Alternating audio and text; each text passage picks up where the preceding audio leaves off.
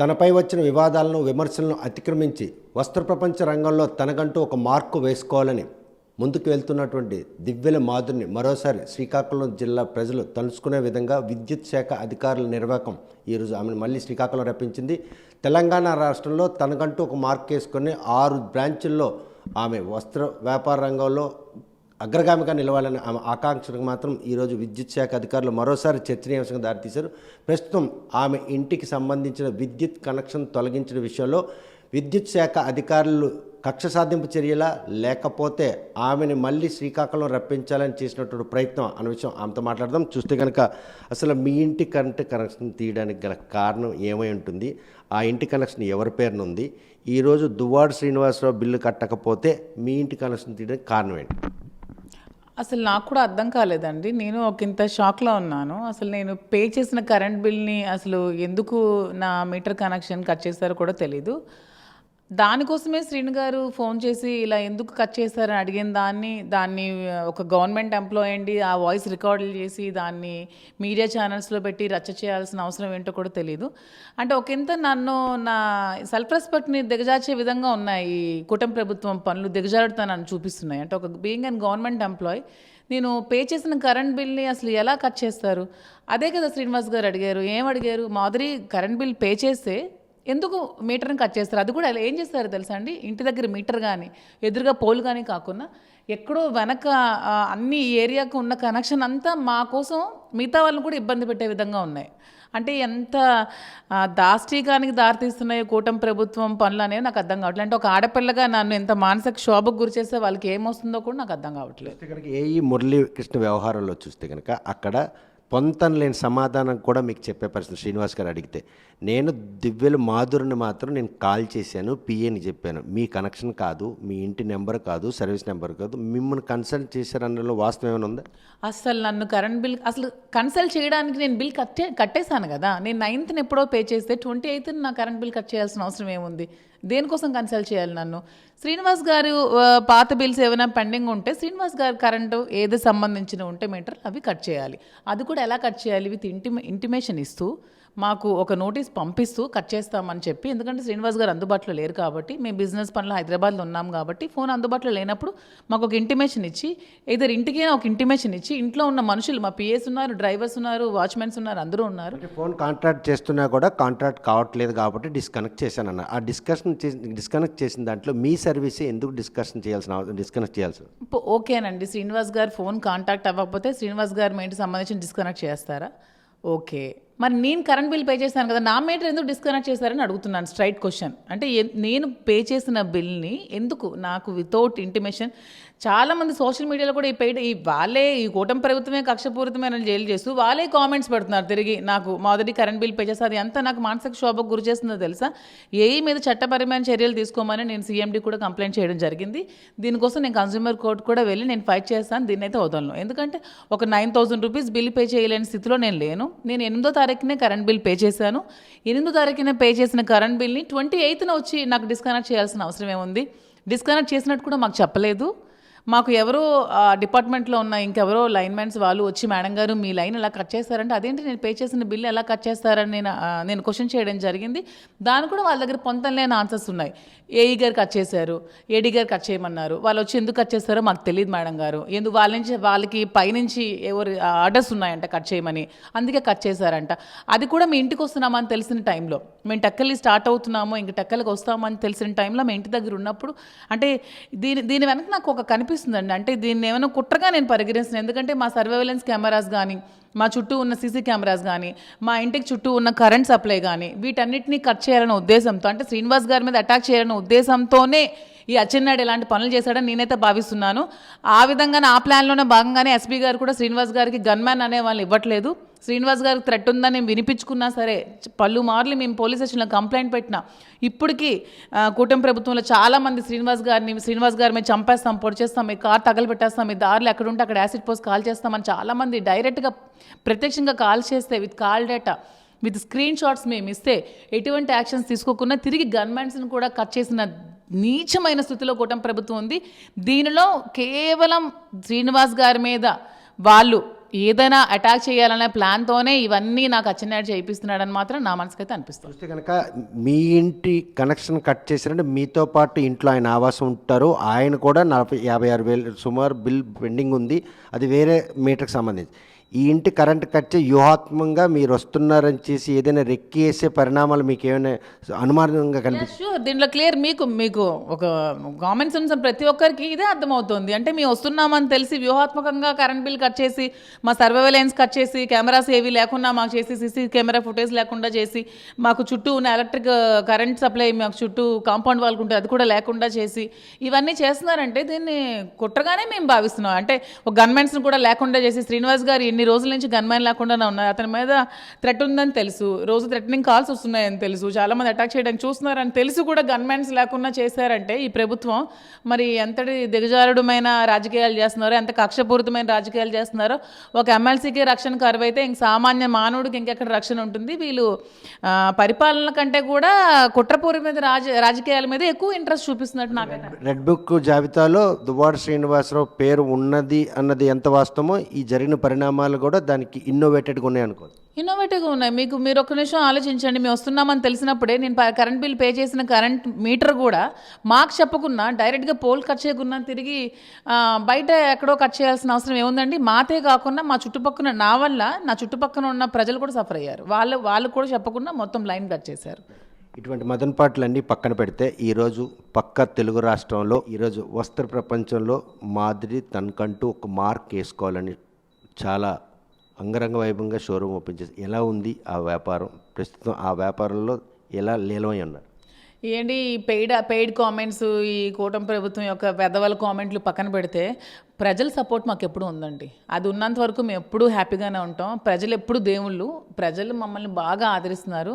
తెలంగాణ ప్రజలైతే మమ్మల్ని చాలా వాళ్ళ గుండెలకు హత్తుకుని మరీ మమ్మల్ని ఎంత బాగా ఆదరిస్తున్నారు. మమ్మల్ని, మా బిజినెస్ని, నన్ను, శ్రీనివాస్ గారిని అసలు వాళ్ళ ప్రేమకి కొలతలు లేవనుకోండి. ఎంత బాగా మమ్మల్ని రిసీవ్ చేసుకున్నారు, ఎంత బాగా మమ్మల్ని ప్రేమిస్తున్నారు, మా బిజినెస్ని సపోర్ట్ చేస్తున్నారు.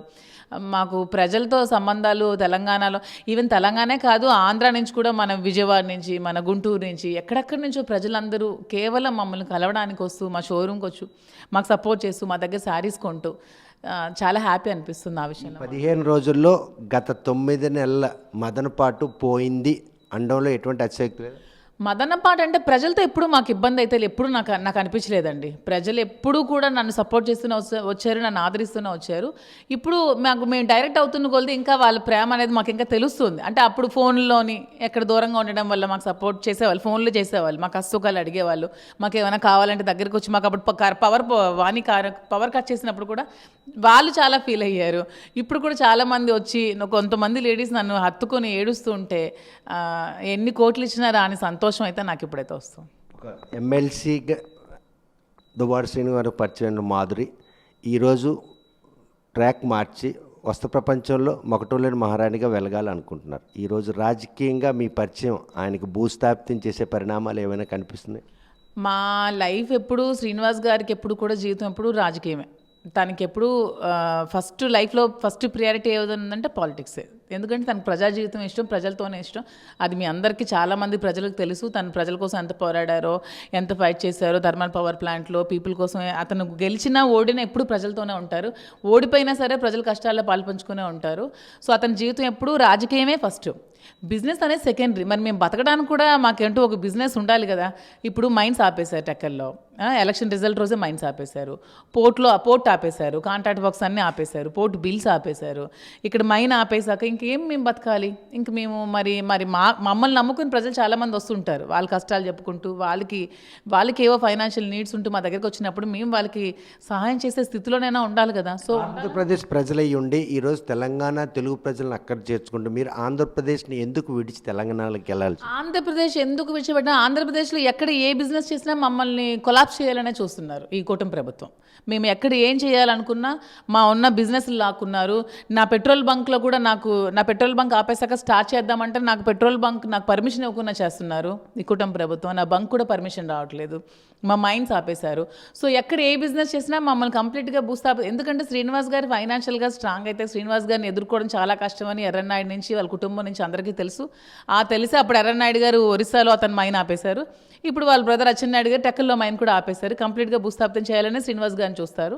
సో అందుకనే మేము తెలంగాణ చూస్ చేసుకొని వస్త్ర వ్యాపారం ఎందుకు సెలెక్ట్ చేసుకున్నామంటే డైరెక్ట్గా పీపుల్కి మాకు ఉన్న సంబంధం, దీనిలో ఎవరికి సంబంధం లేదు. మా దగ్గర ఉన్న శారీ క్వాలిటీగా ఉంటే కాస్త తక్కువగా ఉంటే ప్రజలు వచ్చి మా దగ్గరకు వచ్చి కొనుక్కుంటారు. సో ప్రజలతో ఉన్న మాకు సత్సంబంధాలు బాగుంటాయి కాబట్టి ఈ బిజినెస్ చూస్ చేసుకోవడం జరిగింది. సో అదేవిధంగా వాళ్ళు కూడా బాగా చూస్తే కనుక ఈరోజు వైసీపీ దువ్వాడ సీను ప్రత్యామ్నాయ ప్లాట్ఫారం కోసం దివ్యల మాధురి ప్రయత్నిస్తుంది అన్నటువంటి ఒక స్మెల్ ఎలాగొచ్చింది? లేదు, శ్రీనివాస్ గారు కంటంలో ప్రాణం ఉంటుండగా జగన్మోహన్ రెడ్డి గారు తప్పితే ఇంకెప్పుడు తనకు ఆలోచన మైండ్లో కూడా ఉండదు. మిగతా ఏ నాయకులతో కూడా అతని సంబంధం ఉండదు. జిల్లా నాయకులు కాదు కదా, జిల్లా అధ్యక్షులు కాదు కదా, ఎవరితో సంబంధం ఉండదు. ఎవరిదా స్క్రిప్ట్ ఎవరితో సంబంధం ఉన్న స్క్రిప్ట్ ఎవరిది? ముందులో అందరితో సత్సంబంధం శ్రీనివాస్కి, మాధురి వచ్చిన తర్వాత స్క్రిప్ట్ చేంజ్ అయ్యింది. అలా ఏం లేదు. శ్రీనివాస్ గారు ఎప్పుడు చాలా ఆత్మాభిమానం వ్యక్తి, సెల్ఫ్ రెస్పెక్ట్ చాలా ఎక్కువ, ఎప్పుడు దేనికి కాంప్రమైజ్ అవ్వడు, ఎవరి కాలు కింద పనిచేసే వ్యక్తి కాదు. ఎందుకంటే అతను ఎప్పుడు ఫెయిర్గా రాజకీయాలు చేసినప్పుడు, ప్రజలతో సంబంధం ఉన్నప్పుడు ఎవరి కాలు కిందకి వెళ్ళి బతిమాల్సిన అవసరం ఏముంది? అందులో ఏమైనా జిల్లా నాయకులు కరెక్ట్గా ఉన్నారా? జిల్లా నాయకులు అందరూ కూడా తెల్లవారేమో వైసీపీతో రాజకీయం చేస్తున్నారు, రాత్రి వచ్చేసరికి టీడీపీతో రాజకీయాలు చేస్తున్నారు. పొద్దున్న ఒకటితో రాత్రి ఒకటితో ఉండే రాజకీయాలు వాళ్ళవి. శ్రీనివాస్ గారికి అలాంటి రాజకీయాలు కావు. అందుకే అతను వ్యాపారాలు కోల్పోయారు.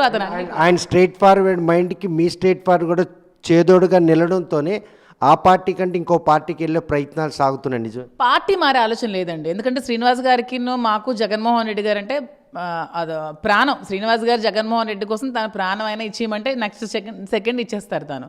సో పార్టీ మారే ఆలోచన లేదు. కంటంలో ప్రాణం ఉండగా శ్రీనివాస్ గారు జగన్మోహన్ రెడ్డి గారి కోసమే పనిచేస్తారు. అది టికెట్ వస్తుందా రాదా, టికెట్ ఇస్తారా ఇవ్వరా, ఎమ్మెల్సీ ఉంటుందా ఉండదా, పార్టీలో ఉంటారా ఉండరా, ఇవన్నీ పక్కన పెడితే శ్రీనివాస్ గారు ఎప్పుడు జగన్మోహన్ రెడ్డి గారి కోసమే పనిచేశారు. శ్రీనివాస్ గారు కూడా ఏ నాయకుడితో కింద ఉన్న నాయకులతో పనిచేయాల్సిన అవసరం లేదు. ఎందుకంటే శ్రీనివాస్ గారు మాస్ బేస్డ్ లీడర్, మాస్ నుంచి వచ్చిన లీడర్. పీపుల్తో అతనికి సంబంధాలు ఎక్కువ. డైరెక్ట్గా పీపుల్తో ఉండేటప్పుడు ఎవడో మనకు వచ్చి ఏదో చేయాల్సినంత అవసరం లేదు.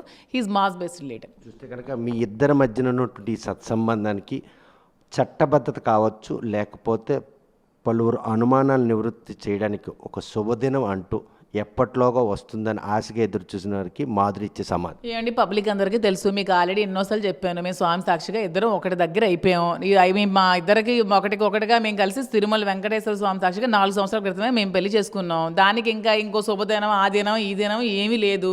అది కోర్టులో నేను మ్యూచువల్గా తీసుకున్నాను. ఆవిడ కోర్టులో నడుస్తుంది. ఆవిడ ఇంకా సాధించాలని చూస్తుంది. ఎన్ని రోజులు నడుస్తుంది? కోర్టులో నడండి. మా ఇద్దరం వైవాహికంగా కలిసి ఉన్నప్పుడు ఈ చట్టాలు ఇవన్నీ చట్టాలు గౌరవించాలని మేము అనట్లేదు. గౌరవాలు మాకు ఉన్నాయి చట్టాల మీద.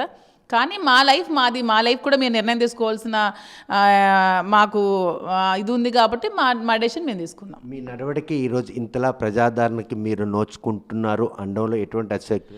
మాధురి ఎప్పుడు స్ట్రైట్ ఫార్వర్డ్గా ఉంటుంది. నాకు లోపల ఒకటి బయట ఒకటి రాదు. నేను ఎప్పుడు చాలా స్ట్రైట్ ఫార్వర్డ్గా ఉంటాను. నాకు అబద్ధాలు చెప్పడం, ఇదన్నీ దాచుకోవడం ఇవన్నీ నాకు తెలియదు. దువ్వాడ శ్రీనివాస్ నాకు తెలియదు అని అందరిలాగా పతిత యాక్షన్లు చేసుకుని నేను బతికేయగలను. నేను ఎప్పుడు అలా బతకలేదు. ఉన్నట్టు చెప్పాను. అవును ఎస్ ఇదని ఒప్పుకున్నాను. ఇది నా లైఫ్ అని ఒప్పుకున్నాను. నా పిల్లలకి ఏంటో నేను చెప్పుకున్నాను. నా పిల్లల్ని నేను పెంచుకుంటున్నాను. సో ఎవరికో సమాధానం చెప్పాల్సిన అవసరం లేదు. అర్థం చేసుకున్న వాళ్ళు అర్థం చేసుకున్నారు.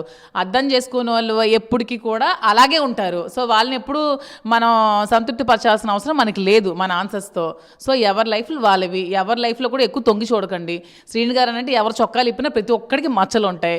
ఏదో మా జిల్లాలో శ్రీనివాస్ గారు ఒక్కడే తప్పు చేసినట్టు పెద్ద పద్ధతి కబుర్లు చెప్తున్నారు. జిల్లాల నాయకులందరికీ 100 ఉన్నాయి మచ్చలు. ఆడ చెట్లు ఇప్పితే ప్రతి ఒక్క నాయకుడి గురించి తెలుస్తుంది. ప్రతి జిల్లాలో ఆ నాయకుడి కోసం అందరి కోసం తెలుసు. అంత పర్ఫెక్ట్గా ఎవరి శ్రీరామచంద్రులు ఎవరు ఇక్కడ లేరు. సో ఎవరిని కామెంట్ చేయాల్సిన అవసరం లేదు. శ్రీనివాస్ గారు జెన్యూన్ కాబట్టి అంతా లైఫ్ పబ్లిక్ చెప్పి మా లైఫ్ మేము లీడ్ చేస్తున్నాం. మిగతా వాళ్ళందరూ దొంగచాటుగా లైఫ్ లీడ్ చేస్తున్నారు అంతే. ప్రస్తుతం మాత్రం తమకున్నటువంటి సమస్యలన్నీ అతిక్రమించి ఈరోజు వస్త్ర ప్రపంచంలో తమకంటూ ఒక మార్క్ వేసుకోవాలని చెప్పి మాధురి ఆకాంక్షలకు అనుగుణంగా శ్రీనివాసరావు అండదండలు కూడా ఆమెకి బలంగా ఉన్నాయి. కాకపోతే ఆమె కరెంటు బిల్లు చెల్లించిన తర్వాత కూడా ఈ డిస్కనెక్ట్ చేయడం వెనక మాత్రం దువ్వాడ సీన్పై రెక్కి నిర్వహించి ఆయన గన్మెన్ కూడా తొలగించారు. ఇటువైపు నుండి దాడి చేస్తారన్న ఒక సందేహాలు గాయాలు కూడా కలుగుతున్నాయి. టెక్కలకి తాము వస్తున్నామని తెలిసిన తర్వాత బిల్లు చెల్లించిన తమ ఇంటి కరెంటు బిల్ కనెక్షన్ ఎందుకు కట్ చేశారు, ఏ తప్పిదం ఉందన్నట్టు స్పష్టత మేము కూడా ఫిర్యాదు చేయడం జరిగింది. మరో వచ్చేసి తమపై ఎవరికైతే చెడు అభిప్రాయాలు ఉన్నాయో వారికి కూడా ఒక క్లారిటీ ఇవ్వడం జరిగింది. ఎవరి లైఫ్లో వారు సవ్యంగా చూడాలితో ఎదుటివారి లైఫ్లో తొంగి చూసి సమయం వేస్ట్ చేసుకోవద్దు మాధురి మాత్రం ఒక సూచన చేస్తున్నారు. ఈ విషయంలో మాత్రం శ్రీను మాధురులు మాత్రం ఒకటయ్యారు అనడానికి ఆమె మాటలు మాత్రం స్పష్టత ఉందనడంలో ఎటువంటి అత్యక్షులు. వీడియో జర్నలిస్ట్ రామకృష్ణతో సత్యం, RTV శ్రీకాకుళం. మరిన్ని వీడియోస్ కోసం ఛానల్ ని సబ్స్క్రైబ్ చేయండి. లేటెస్ట్ అప్డేట్స్ కోసం వాట్సాప్ ఛానల్ ని ఫాలో అవ్వండి. ఆ లింక్ డిస్క్రిప్షన్ లో ఉంది.